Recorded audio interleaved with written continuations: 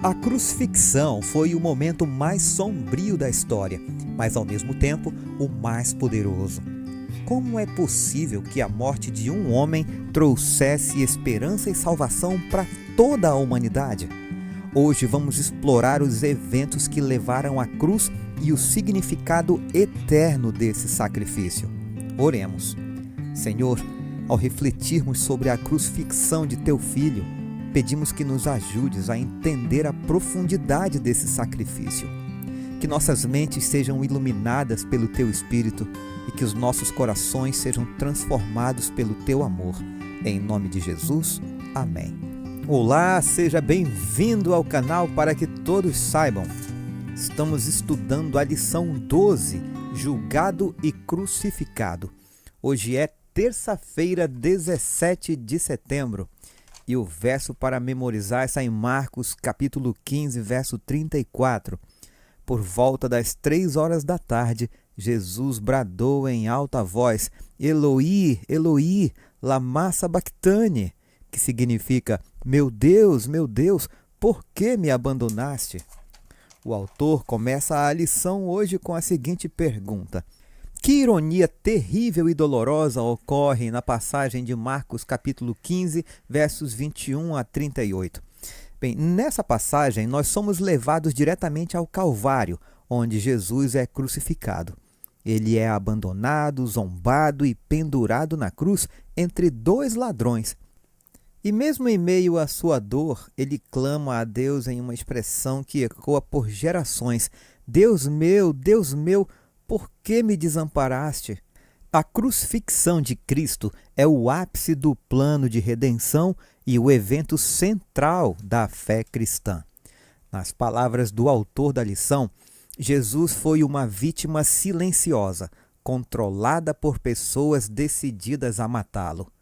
Até sua prisão, Jesus realizou muitas ações, mas agora ele era o alvo da ação. Embora fosse um robusto pregador, acostumado a caminhar durante horas, o espancamento, a fome e o sono o enfraqueceram. Um desconhecido teve que carregar a sua cruz.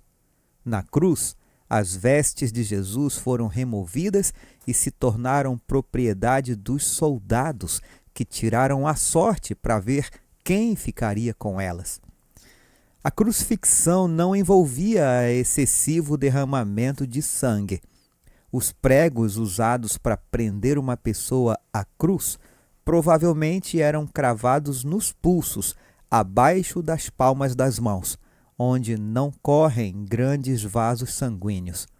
Em hebraico e em grego, a palavra traduzida como mão pode se referir tanto à mão quanto ao antebraço. A palma da mão não possui as estruturas necessárias para suportar o peso do corpo na crucifixão.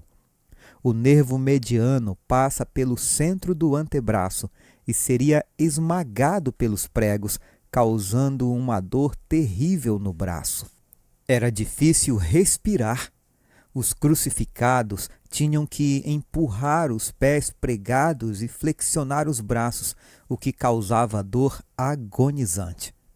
A asfixia por exaustão era uma das possíveis causas da morte. Jesus foi zombado e humilhado na crucifixão. Marcos destaca o tema do segredo e da revelação. Jesus pedia silêncio a respeito de quem ele era. Por isso, títulos cristológicos como Senhor, Filho de Deus e Cristo não ocorrem com frequência na narrativa. Isso muda na cruz. Jesus não podia mais se manter escondido. Ironicamente, foram os líderes religiosos que usaram esses títulos para zombar de Jesus.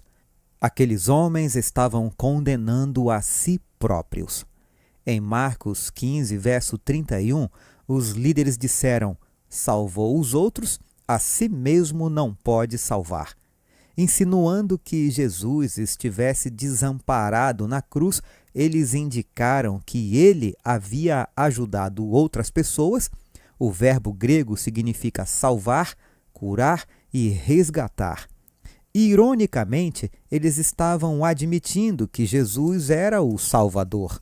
E mais, a razão pela qual ele não pôde ou não quis salvar-se era que, na cruz, ele salvou os outros.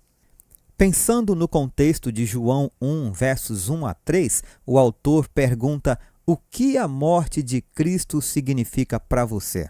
Vamos fechar com os comentários de Ellen White.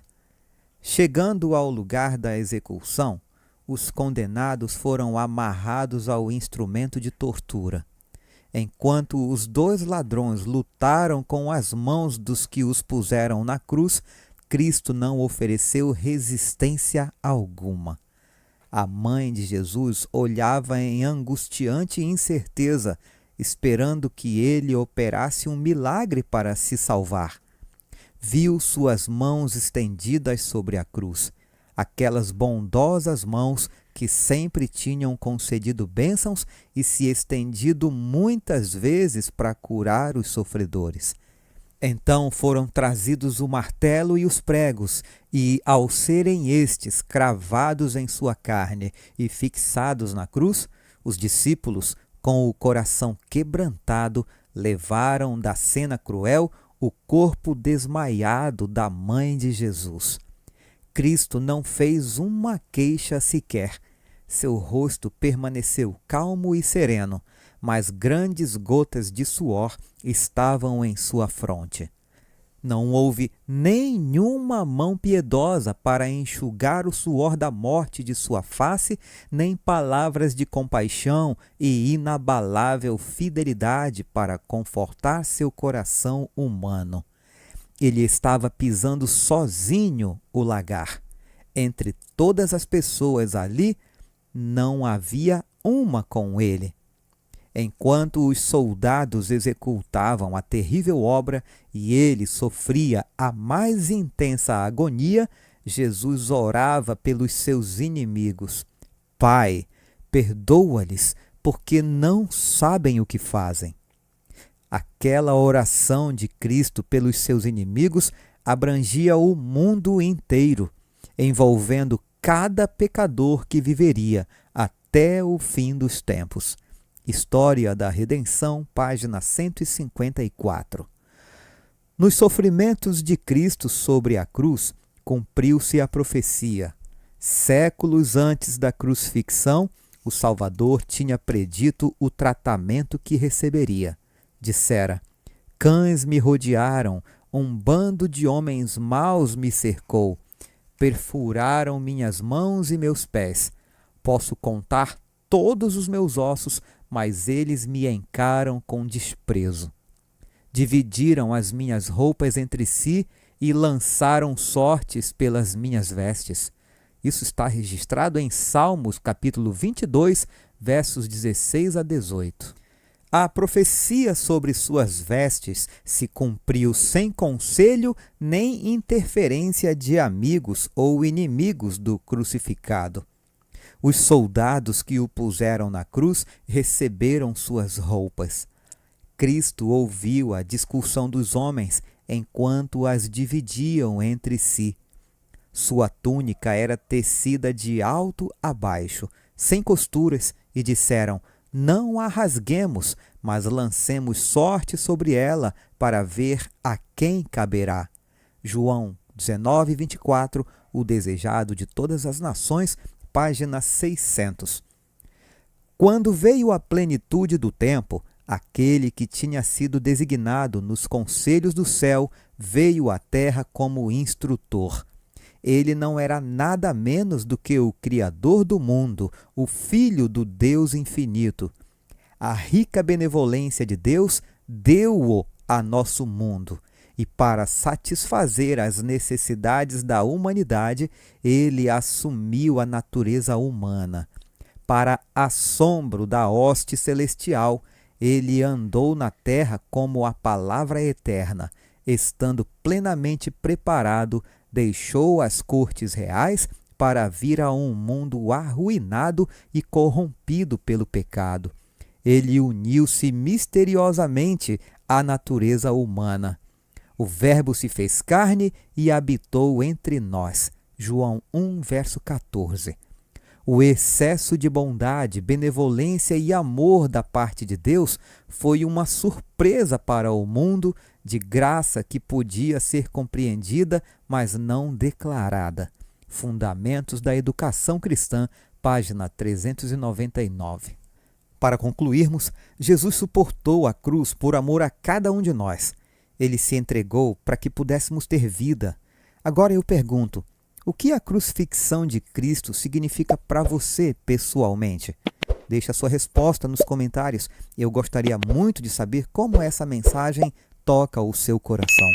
Aguardo você amanhã para continuarmos o nosso estudo. Um forte abraço, fiquem todos com Jesus.